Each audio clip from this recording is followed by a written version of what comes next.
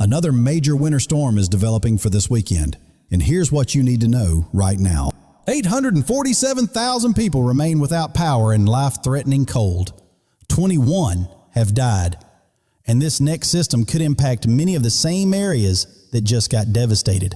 The European model is showing a potentially significant nor'easter forming Saturday into Sunday, with heavy snow possible from the Carolinas through the Northeast.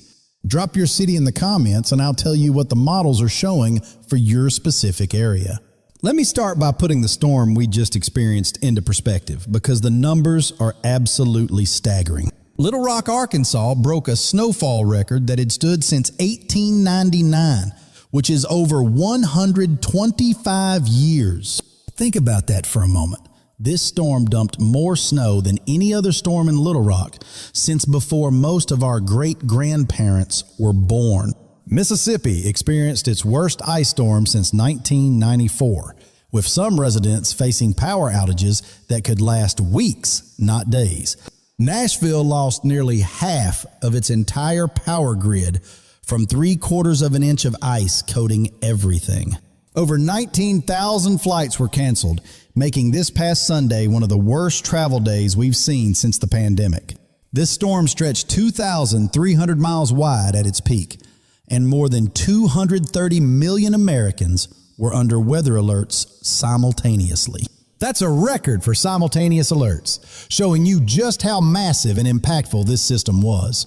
The pattern we started tracking way back in mid-January verified almost exactly as forecast, which gives us confidence looking ahead.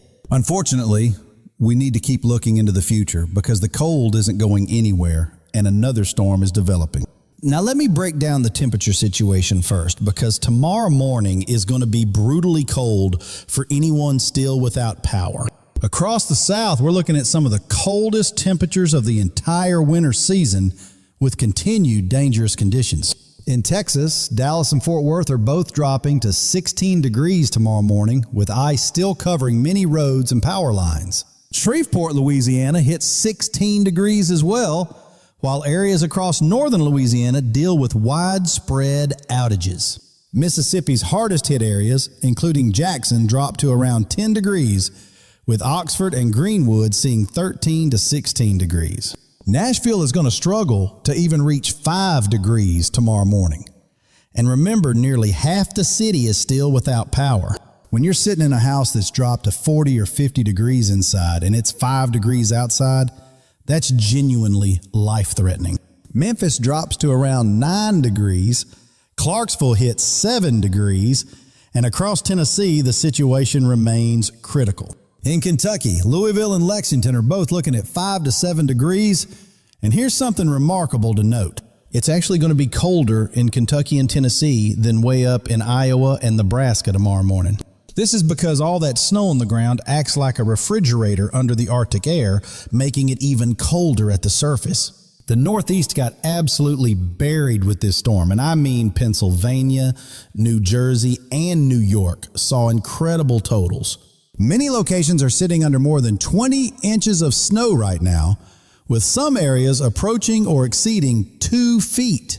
Boston is right on the cusp of hitting 2 feet of total accumulation.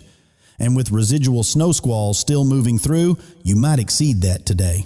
Connecticut, Rhode Island, and Massachusetts all saw heavy accumulation, and Boston drops to 9 degrees tomorrow morning. Upstate New York needs to get ready for brutal cold as well, with temperatures in the single digits and lake-effect snow still firing.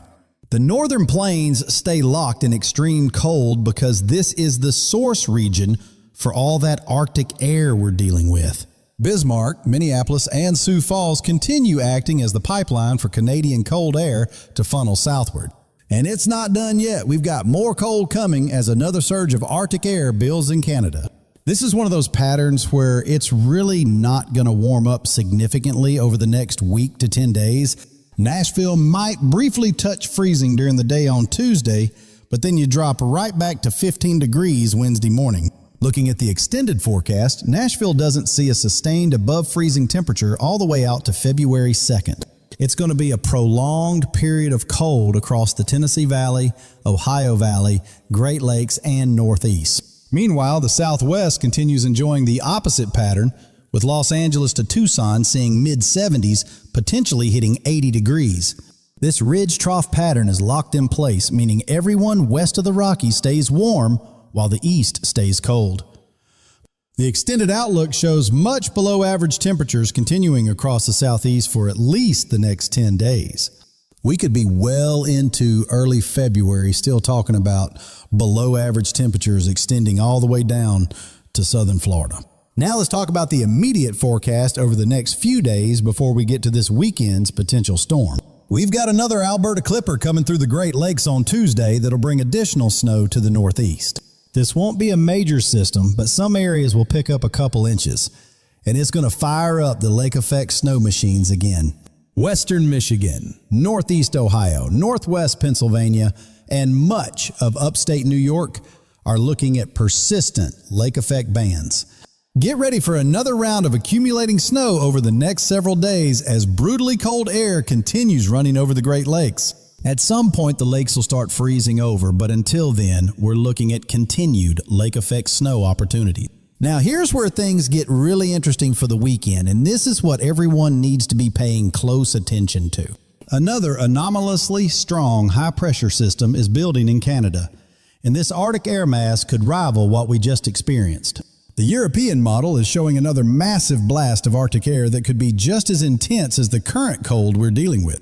And just like the last storm, this cold air is forecast to link up with a developing low-pressure system in the Gulf region. This next system actually looks more dynamic and potentially more powerful than the one we just saw, though it appears smaller in size. We're looking at another potential winter storm impacting parts of the south and east coast as we go into Saturday, January 31st. This starts developing back on Friday, January 30th, with rain in Louisiana and snow showers beginning across the Ohio Valley. Everything phases together over the Appalachian Mountains, which is the classic setup for a strong coastal nor'easter. The European model is showing the potential for a significant nor'easter forming as we go into Saturday afternoon and evening. Heavy snow is forecast for the Piedmont region of the Carolinas, extending up into the Appalachian Mountains. Then as we go into Sunday, February 1st, this could intensify into a major snowstorm for portions of the Northeast. Now, I need to be very clear here. Do I think this exact scenario is going to play out exactly as the European shows right now? Probably not with all the specific details because we're still several days out and things will change. But this is a very strong signal for a major winter storm, similar to the signal we had 6 days before the last one. Don't get too focused on the exact details right now, but understand there's definitely another significant storm we need to track.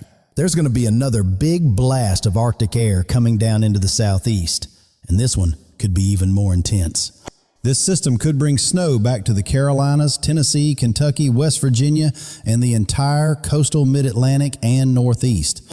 As of right now, the focus area appears to be the immediate coastal region from the Carolinas up through the Northeast. This storm track is going to shift back and forth hundreds of miles over the next couple days as models refine the details. Don't get emotionally attached to any single model run because there will be run-to-run changes as this develops. Let me show you what the GFS model is indicating because it tells a different story than the European right now. The GFS does show that same big Arctic blast coming down, and it does develop a storm system. But the GFS keeps the storm track much farther offshore, which would mean less snow for inland areas. It still forms a pretty strong nor'easter, but in the GFS solution, it stays mostly out to sea. Here's what we need to remember though. The GFS performed poorly with the last storm, consistently keeping it too far east. The European model was much closer to reality with the last storm, which is why I'm giving it more weight this time. Let me give you city-by-city guidance on what to watch for as this potential weekend storm develops. For the Gulf Coast, including New Orleans, Mobile, and Pensacola, you're the initial moisture source on Friday. Birmingham, Tuscaloosa, and Huntsville are in the transition zone where you could see a wintry mix on the northwest edge. Atlanta and Macon are watching the northern fringe, though right now you're more likely looking at cold rain. Charlotte, Greensboro, and Raleigh are right in the zone the European model highlights for potential significant snow. Columbia, Charleston, and the South Carolina coast need to watch closely because coastal storms can surprise the low country. Richmond, Norfolk, and Virginia Beach are in a critical zone because nor'easters often bring heavy snow to coastal Virginia. Washington, D.C., Baltimore, and Annapolis are definitely in play depending on whether this tracks within 100 miles of the coast. Philadelphia, Wilmington, and Atlantic City could see significant snow if this nor'easter develops close enough. New York City, Newark, and Long Island are prime targets for a coastal storm tracking just offshore. Hartford, Providence, and coastal Connecticut need to monitor this system closely. Boston, Worcester, and Cape Cod are also watching, though you just got buried, so another foot of snow probably isn't on your wish list.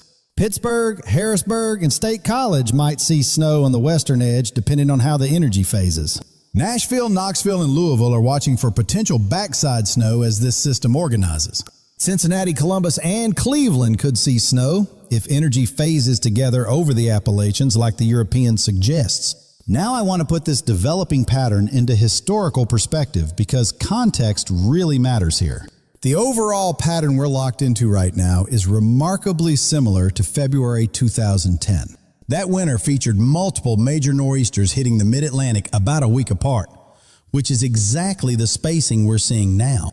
The persistent Arctic air in place is also reminiscent of January 2014, when the polar vortex brought extended, brutal cold. When you combine persistent Arctic air with an active storm track, you get the potential for historic winter weather. The jet stream configuration and blocking pattern favor continued cold and storm opportunities through early February. Bottom line, we're not done with winter by any stretch, and this active pattern could persist for at least another 2 weeks. I'll be monitoring all the models closely every single day and providing updates as this weekend system comes into better focus. Drop your city in the comments again and let me know if you're still dealing with power outages or if you're prepared for more snow. If you found this breakdown helpful, hit that like button and subscribe so you don't miss critical updates throughout the week. We'll have another detailed forecast tomorrow breaking down the latest model trends and refining the weekend outlook. Stay safe out there, stay warm, check on your neighbors, and if you're without power, please get to a warming shelter immediately. This cold is dangerous and prolonged, so take it seriously and make sure everyone you know is okay. We'll see you in the next forecast with all the latest on this developing weekend storm.